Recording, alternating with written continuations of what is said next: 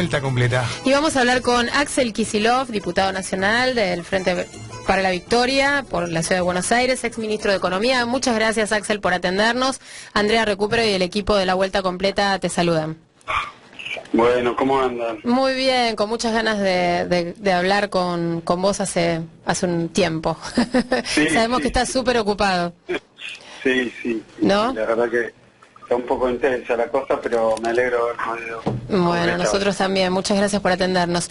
Y además en un día como hoy, ¿no? El día después de la aprobación del presupuesto. Por lo tanto, bueno, para arrancar me gustaría un balance de lo que es y de lo que significa este presupuesto que se aprobó en el Congreso de la Nación para los argentinos.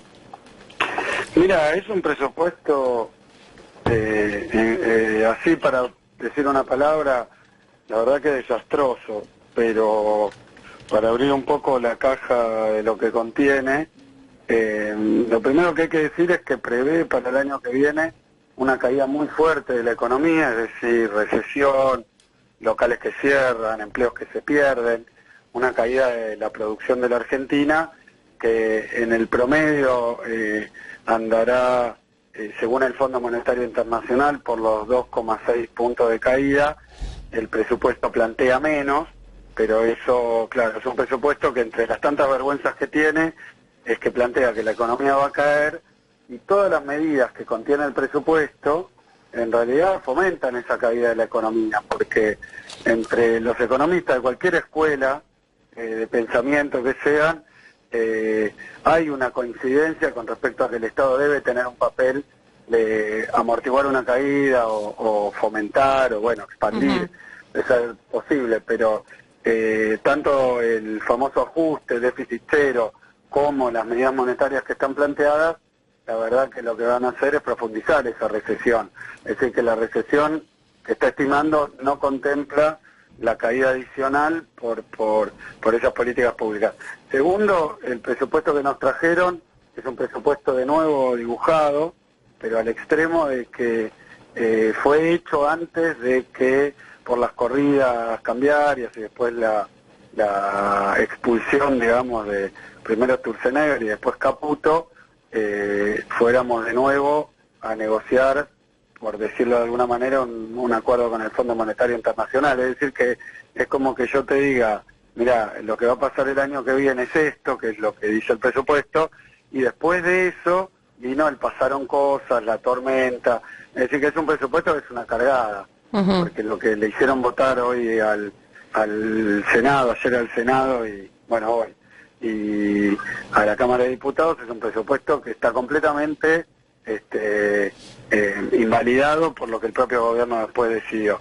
Y en tercer lugar, me parece que no hay sector que se salve, exceptuando las líneas bonitas de este gobierno, que son la energía, las finanzas y los grandes exportadores de cereales, porque ni siquiera los pequeños productores agropecuarios, ni siquiera el campo. Pero excepto esos tres sectores, le pega a los jubilados, le pega al comercio, a la industria, a la clase media, le pega al trabajador estatal, a los maestros, a las universidades, a la ciencia y a la tecnología.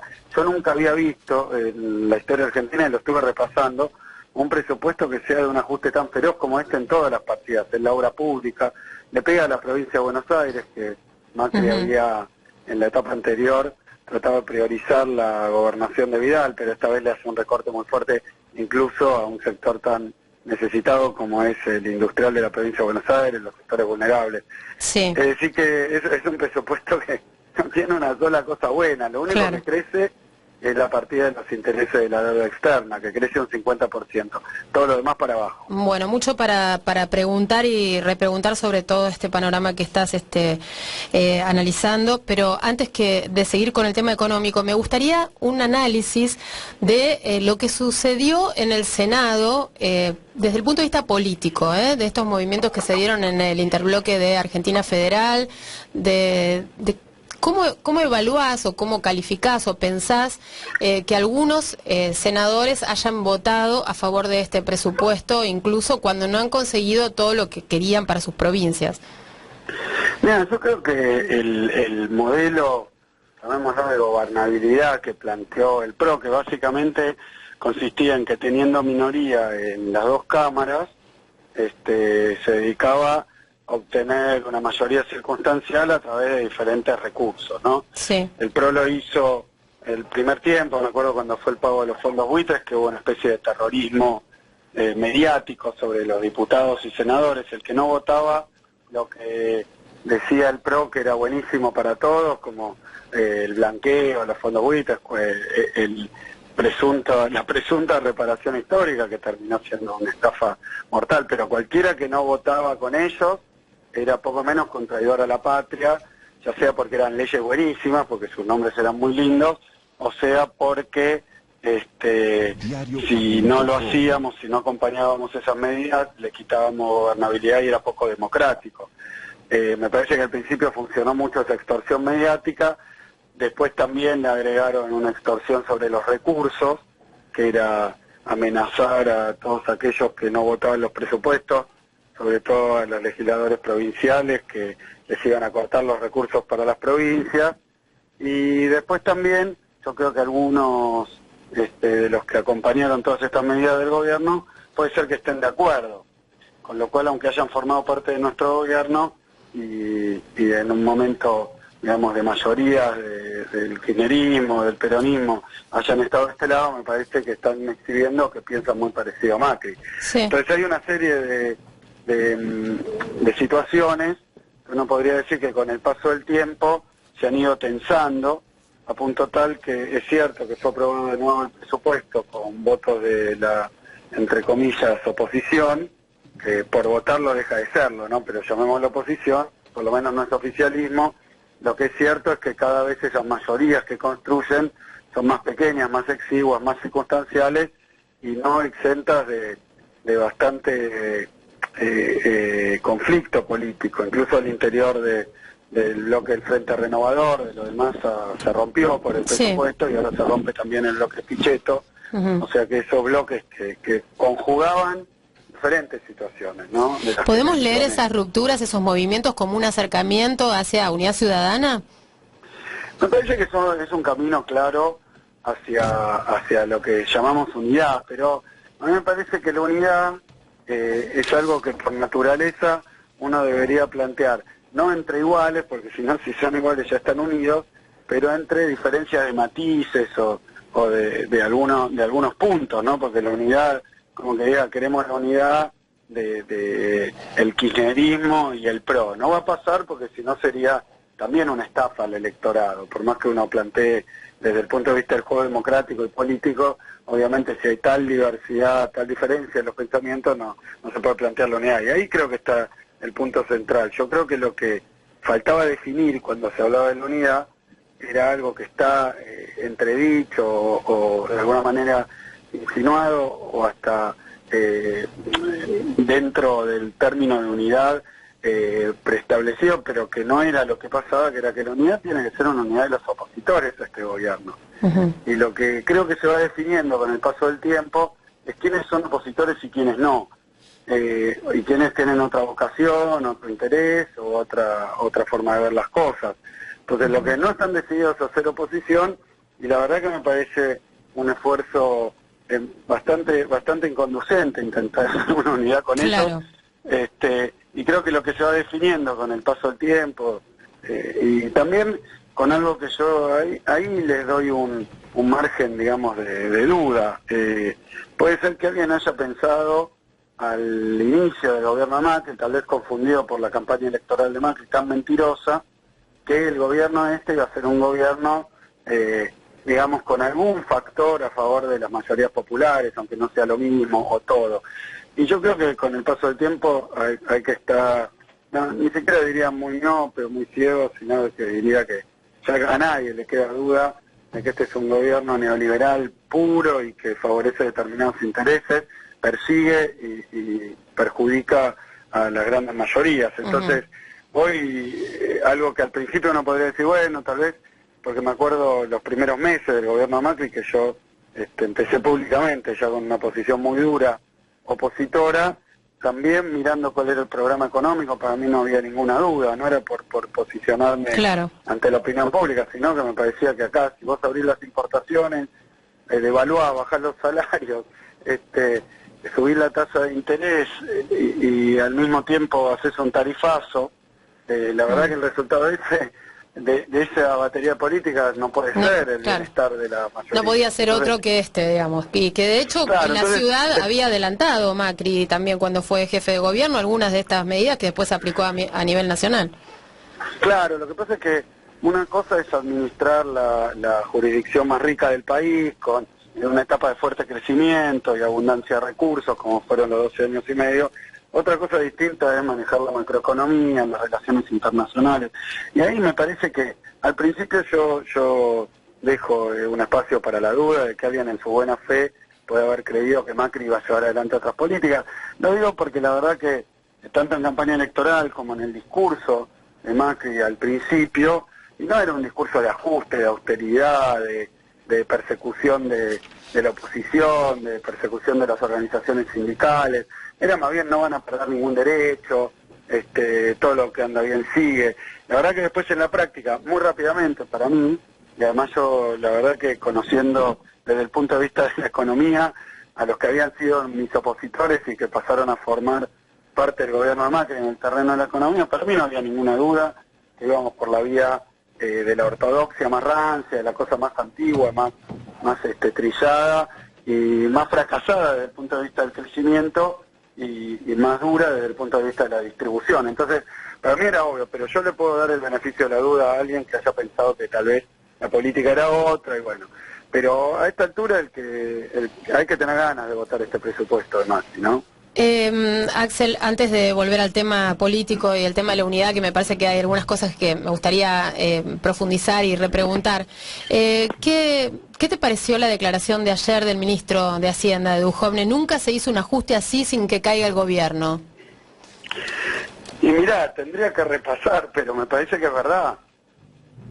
Me parece que es verdad, que lo que está diciendo es raro en boca de un ministro, es raro en boca del que está llevando adelante el ajuste, no sé si tenía un objetivo provocador, porque uno, digamos, aún siendo verdad una apreciación, puede medir sus palabras, porque también en boca del ministro de Economía decir, miren, no sé si lo que está diciendo es que ahora va a pasar eso, o que le sorprende que no ocurra, porque el propio Fondo Monetario Internacional, en su informe, el equipo del fondo, el staff, los empleados del fondo, parecían sorprendidos de que la sociedad argentina haya tolerado estos niveles de ajuste de esta manera. Yo tampoco estoy del todo de acuerdo, lo que pasa es que este es un gobierno de una naturaleza, para mí, muy poco democrática, tremendamente limitada en su visión democrática, porque yo cuento, no sé si exagero, pero creo que no, más de 10 movilizaciones, marchas, concentraciones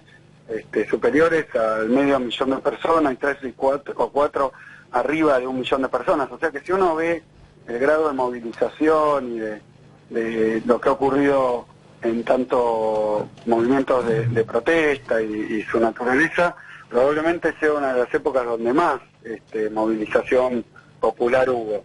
Pero al gobierno no le importa eso. Axel, sí, mis compañeros quieren, acá se mueren de ganas por hacerte preguntas, así que bueno, vamos a escucharlos. ¿Cómo estás, Axel? Bueno, te saluda Martina Daro. Quería preguntarte, porque ayer lo escuché al diputado Moró, que dijo que, bueno, Argentina inexorablemente va camino al default, y por otro lado Budut, que dijo que se viene una próxima corrida cambiaria en marzo, y alertó sobre eso. ¿Vos cómo ves este tema económico? ¿Hay posibilidades de default, de una nueva corrida? Mira, el diputado Moró, la verdad que lo que dijo puede haber sido tranquilamente tomado de varios informes internacionales y que han bajado la calificación recientemente de Argentina, la agencia Fitch, Standard & Poor's, que no son kirchneristas, no son esas agencias de calificación absolutamente afines y cercanas a los mercados. Pero el punto uno es que Argentina en realidad se quedó sin financiamiento en febrero de este año. Y eso no se convirtió en un default, dado el grado de vencimiento que tiene la deuda que el propio Macri había tomado en los años anteriores. No fue default pura y simplemente porque fueron corriendo al fondo, el fondo llegó con una ambulancia y evitó el default aportando los fondos que el mercado no daba. Lo que es verdad es que hoy depende de que el fondo haga los desembolsos para que el gobierno pueda pagar los vencimientos. O sea que hoy, como pasó en 2000, bueno, ya desde 98 más o menos, Argentina empezó a depender plenamente con una misma batería de políticas y algunos con los mismos funcionarios, ¿no? También, depende de que el fondo no le baje el pulgar. En 2001, lamentablemente, en un momento, el Fondo Monetario decidió no hacer un desembolso, era de 1.700 millones de dólares, Argentina no tenía dónde obtener esos recursos y bueno, cayó en default. Hoy, sinceramente, si el Fondo Monetario corta su asistencia o en alguna revisión decide no renovar, no hacer los próximos desembolsos, también va a haber una situación muy complicada. Entonces, técnicamente uno podría decir que si no estuviéramos bajo un programa de crisis del fondo como el que tenemos, Argentina no tendría los recursos para pagar la deuda.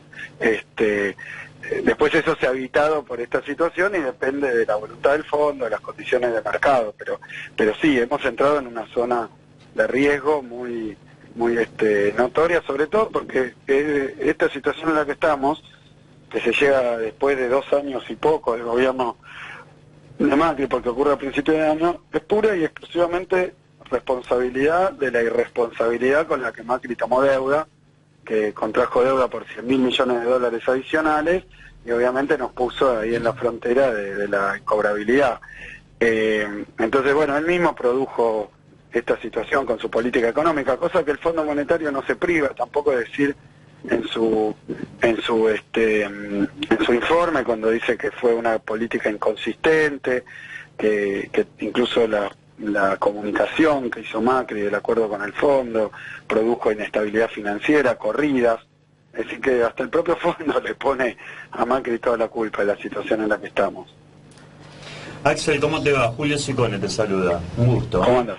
Bien, bien. Axel, vos sabés que para los que no somos economistas y nos dicen, bueno, aumenta el dólar, sube el dólar y suben los precios, ¿verdad? Ahora, ¿qué pasa? Ahora está bajando el dólar a costa de estas altas... No, ayer subió. Ayer subió un poquito, pero digo, más allá de que haya bajado y subió, los precios no bajan. ¿Por Claro. qué?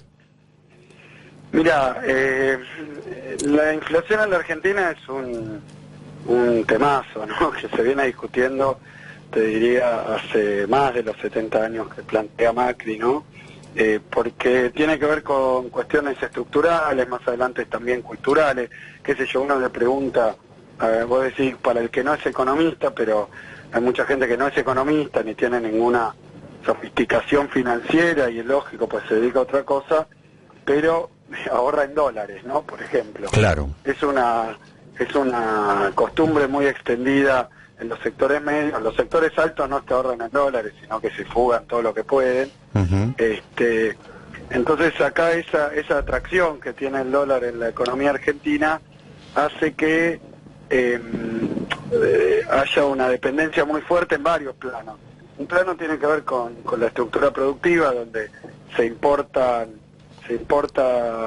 una parte importante de bienes básicos y otra parte se exporta, con lo cual, sobre todo con la política de Macri, los precios internos dependen de los precios a los que se vende o se compra afuera y también del nivel del dólar. Entonces una devaluación se traduce directamente al precio de los productos importados. Y en la estructura productiva argentina eso significa una parte importante del consumo incluso de alimentos, es decir que hay una transferencia muy fuerte al dólar. Ahora, ¿qué ocurre? Esa transferencia del valor del dólar a los precios va ocurriendo con el paso del tiempo, después de una devaluación. Acá Macri, irresponsablemente, por los errores que marca hasta el propio Fondo Monetario, produjo una devaluación de prácticamente 100%, más de 100% desde que se inició el año. Uh-huh. Entonces es de esperar que una parte muy importante de esa devaluación se descargue en los precios. Pero la inflación no fue del 100%, suponete que este año va a ser del 50%. Es decir que hay un proceso de transmisión, en economía tiene un nombre en inglés que es pass-through, digamos, pasaje, algo así, transmisión, del dólar a los precios en general, porque no todo tiene, qué sé yo, un corte de pelo, ponele, tiene un componente en dólares muy pequeño, pero el peluquero para vivir accede a bienes que también tienen un componente dolarizado. Es decir que es como que se va contagiando el valor del dólar a diferente velocidad a diferentes productos, pero no lo hace ni plenamente ni inmediatamente. Entonces yo te diría que la devaluación de 23, ese 23 que Lilita Carrió dijo que ya era el precio del dólar, al 42 se empezó a transmitir a los precios, y después que haya bajado a 36 o ahora 37, con respecto al nivel que había a principio de año o hace 4 meses, todavía falta trasladar aún en el 37. Es decir, que el dólar no ha bajado, sino que primero ha pegado una patadón para arriba, y mientras estaba transfiriendo solo dólares, también tiene un nombre en inglés que es, perdón que me ponga un poco más técnico porque es un tema complicado, que se llama overshooting, que hay veces que el dólar sube mucho y después empiezan a tomar ganancias, entonces baja, alguno vende dólares que tenía porque lo ve que está alto, entonces se va estabilizando. Supongamos que se estabilizó en 37, eso significa de los 19 del año pasado más del 100% de devaluación, o sea que la transferencia a los precios todavía está en curso. Ahora, si vuelve a 19, ahí podríamos ver qué ocurre con los precios, ¿no? Porque un precio de un producto importado con un dólar de nuevo a 19 debería bajar, pero la verdad que la reducción que hubo estos días es poco, será un 10% cuando había subido un 100%. Entonces, es cierto lo que vos decís, pero la transmisión de la devaluación a los precios todavía no había ocurrido plenamente. Axel, Después hay varias explicaciones más, como una que dice que en Argentina los precios no bajan, solo suben, sí, son inflexibles. No, pero hay muchos artículos académicos, incluso de uno de los economistas argentinos más importantes de la historia, que se llama Julio Olivera, que planteaba esto, que los precios son inflexibles a la baja, entonces que cuando los precios se tienen que acomodar, sube un precio y como después no baja, para equilibrarse o para regularse con los otros precios, tienen que subir todos los demás. Y eso genera una dinámica inflacionaria. Pero bueno, me puse muy técnico, pues la pregunta es bastante es compleja. No tiene... Sí, podría ensayar una respuesta sencilla, que es simplemente que este gobierno devaluó y además no se mete a cuidar el bolsillo de la gente. Entonces también los precios suben, no es que el gobierno llama, convoca a las empresas y le dicen, bueno muchachos, ustedes lo pusieron al al precio equivalente al dólar a 42, ahora baje. No, deja que todas las cosas anden solas, y como todo el mundo sabe, cuando el mercado anda solo en un país como en Argentina, no anda bien, anda mal. Uh-huh. Ahora, ante este panorama, ¿no? Esta desazón que nos produce la economía, pero no una desazón espiritual o emocional, sino que, bueno, vamos al supermercado y la plata no alcanza para nada. Sí, desazón para algunos, hambre para otros. Exacto, querés cargar... dificultades para todos. Ya no se puede tomar un colectivo prácticamente, ¿no? Está todo muy complejo y muy difícil. Me gustaría que nos enfoquemos un minuto en el futuro, ¿no? Sí. Porque, bueno, hay elecciones el año que viene y evidentemente lo que va a estar en primer plano es una disputa entre dos modelos, ¿no? Puede haber otras opciones, pero bueno, la cosa va a ser esa, ¿no? Con un modelo como el que encabezó el Frente para la Victoria, o con un modelo consensuado, ¿no? Con otros opositores, ¿se puede salir de esta crisis? ¿En cuánto tiempo? ¿Cómo? ¿Hay futuro para nosotros los argentinos? Mira, primero tomo porque me parece muy útil y además acertada la clave que vos ponés, porque me parece que es lo que está percibiendo buena parte de nuestra sociedad. En algún momento, al principio del gobierno Macri, incluso como un intento en las elecciones de 2015, se planteaba como que no había dos modelos, uno digamos desarrollista, industrialista, inclusivo, y otro más bien primarizador y de exclusión social y de concentración, sino que había una especie de avenida del medio en términos de modelos económicos o modelos de país. Me parece que la propia sociedad, con sus decisiones, con su voluntad, va mostrando que no porque quiera colocarse en los extremos, sino porque tampoco se puede hacer un híbrido de un poco y un poco en cuanto a orientación general. Después en la implementación hay montones de grises, pero Sí. vos querés llevar adelante un proceso de industrialización o no, Macri no. Entonces del otro lado empieza a quedar una masa de dirigentes, de organizaciones, de tradiciones, de ideas, y me parece que eso se ha ido aclarando fuertemente en el último periodo, incluso en la última elección del 17, ¿no? Que terminó bastante polarizada, a pesar un poco de ese intento, que me parece que más bien de dividir el campo popular, más que de plantear otro modelo neoliberal más popular, es más bien tratar de dividir el campo popular, y me parece que es una estrategia del propio gobierno, plantear que hay otras dos opciones de oposición y entonces tratar de generar una división del voto opositor y de las organizaciones de la oposición.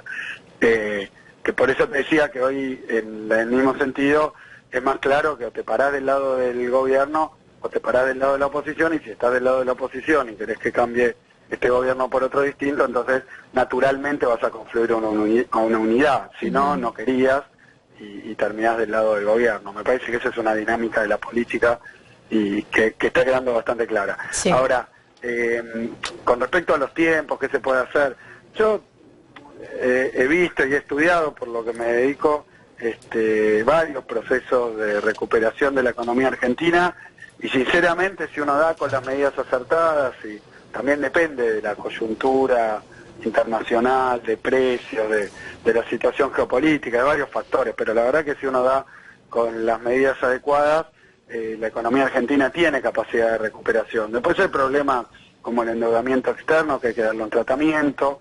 Yo creo que indudablemente con el fondo se impone una renegociación, ¿no?, de las condiciones que pactó Macri, porque ni siquiera defendió el interés de Argentina, firmó cualquier cosa. Entonces me parece que es razonable ir a ver cómo se puede eso poner en un carril de sensatez y ver qué es lo que plantea el propio Fondo Monetario Internacional y en qué situación está, pues es una institución tremendamente desprestigiada, ¿no? Así que yo en eso soy optimista. Creo que sin poder todavía definir muy claramente el panorama, pues tampoco sabemos en qué situación vamos a estar a fines de 2019, ¿no? Claro. ¿Cuál va a ser la gravedad? ¿Qué es lo que va a seguir haciendo el gobierno?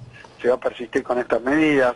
O si por el contrario, algo que se muestra cada vez más como un arco opositor más consistente, le puede poner límites, frenos, trabas, Claro. por lo menos a las medidas más graves que va tomando Macri o que desea tomar, y después Bueno, yo pregunto por el futuro, Axel. Podría preguntar por el presente, ¿no? Y seguir ahondando en este presupuesto y en estos datos políticos, pero porque la verdad es que desde ayer que no paro de pensar en las declaraciones del ministro Duhovne, ¿no? Y él le está diciendo a la sociedad, de hecho le ha dicho a los inversores, les digo que se queden tranquilos, que Cambiemos va a ganar las elecciones, que la sociedad no vuelve al pasado, y que cuando Cambiemos termine el siguiente mandato en 2023, así lo dijo literal, lo estoy leyendo, van a estar a la vista los buenos resultados y finalmente vamos a ver tasas de crecimiento mucho más elevadas y la discusión va a ser muy distinta. Allí va a ser antipopular proponer cambios radicales a los que venimos haciendo. Entonces, bueno, Cambiemos está hablando mucho del futuro, ¿no? Y de un futuro que parece que primero era el segundo semestre, después era la luz al final del túnel y ahora parece ser el 2023. Y hay un sector, claro, y hay un sector de la sociedad que parece ser permeable aún ahí en medio de esta crisis a este discurso. Por eso pregunto por el futuro y por el futuro Sí, de un modelo entiendo. nacional y popular, ¿no? Yo entiendo porque es inquietante. Ahora hay que ver hasta qué punto, sobre todo, qué sé yo, se me ocurren tratamientos médicos que pueden ser cruentos para enfermedades graves, que uno dice, bueno, tengo tal enfermedad, entonces paso y experimento y atravieso todo un tratamiento muy complicado, pero después voy a poder estar mejor. Bueno, el macrismo ya ha demostrado, me parece, y lo ha demostrado sectores muy extendidos, incluso lo que ya se observa en encuestas, pero uno lo ve en la calle, porque todo el mundo tiene la experiencia de que aparezcan arrepentidos, aparezcan enojados con Macri habiéndolo votado. La verdad que no cumplió nada. Entonces creo que el que diga, bueno, está bien, entonces se viene 5 años más de dolores para después encontrar la satisfacción y yo creo que el discurso en primer lugar es más realista, porque antes prometían que 3 meses, 4 meses, ahora están diciendo hay que aguantar estos 5 años, pero vos tenés que confiar mucho en un médico que te impone un tratamiento desastroso y tenés que confiar y haber visto y te tienen que haber probado que ese sufrimiento va a desembocar en una mejora, porque si no, es decir, termina siendo por lo menos en punto a lo que es el manejo de la esperanza o de la expectativa. Creo que este gobierno le ha fallado tantas veces a su propia palabra que yo no lo veo muy probable que esto cale. Sí veo que en la sociedad argentina hay un sector que por varios motivos que son distintos y diversos, pero ha apoyado este tipo de políticas, esta orientación de la economía del país, que no está de acuerdo con la intervención del Estado para el desarrollo o para la protección de la situación de los más vulnerables, o que no está de acuerdo, qué sé yo, qué te puedo decir, con la independencia de las grandes potencias, o que, bueno, varias cosas que me parece que sí es una posición bastante arraigada, que tiene alguna base económica de sectores del empresariado, sectores muy favorecidos, pero también va más allá de eso. Hay incluso una cuestión ideológica en sectores que no pertenecen a esos sectores, son sectores medios tal vez. Pero yo creo que lo que va pasando al gobierno es que se le va reduciendo su interlocución a esos sectores que siempre han creído en esto, ¿no? Uh-huh. Y que por H o por B, o porque les conviene, o porque no les preocupa, o porque están demasiado convencidos de que esto es así, han apoyado este tipo de políticas y electoralmente han estado siempre de ese lado. Ahora, lo que sí creo también es que hay una parte muy importante del electorado del PRO que ya lo han estafado varias veces, y yo no creo que ahora, por más que se repita esto, incluso que a fines de 2019 la economía, después de caer violentamente como lo está haciendo, empiece una suerte de pequeña recuperación, pero me parece que desde una plataforma muy baja. Es decir, que el grado de desempleo, de exclusión social, de situaciones muy complejas, cómo eso va afectando también en la calidad de vida, en la seguridad, en la falta de acceso a cosas básicas, pero también a cosas importantes como el entretenimiento, cosas que son derechos, ¿no?, de la ciudadanía. Bueno, yo no lo veo, pero también depende de que nosotros como oposición podamos explicar bien esta situación y además darle una alternativa bien clara y lo más atractiva posible, ¿no? Entonces sí se puede, sería. No sé. Para usted, digo, sí se puede cambiar, ¿cómo no? No, ni cambiar, ni si se puede, son palabras con las que yo lo formularía. Pero, digamos, el significado de esto es que básicamente yo creo que el proyecto económico del PRO ya fracasó con respecto a sus propios objetivos, por lo menos los explícitos. Uh-huh. Entonces, que después de varios fracasos, errores, problemas y desastres, yo no creo que se pueda ganar la confianza de nuevo de la gente con más mentiras, como la que dijo Duhovne, de que después de esto viene el paraíso. Entonces, porque eso es una mentira, ¿no? Nunca ha pasado así, no. Me parece que ellos quieren, en el fondo quieren un país muy distinto, pero que puede contener económicamente y socialmente a una masa de gente mucho menor que la población total de la Argentina. Dicho de otra manera, le va a quedar afuera muchísima gente y no creo que ni que se resignen ni que piense que es el único camino. Axel, muchas gracias por esta comunicación. Nos quedan muchas cosas para conversar y charlar, pero bueno, esperamos que podamos hablar pronto de nuevo y bueno, y vamos dosificando las preguntas. Bueno, muchísimas gracias. No, gracias a ustedes, a la audiencia. Gracias a vos. Buenas tardes. Hablábamos con el diputado Axel Kicillof.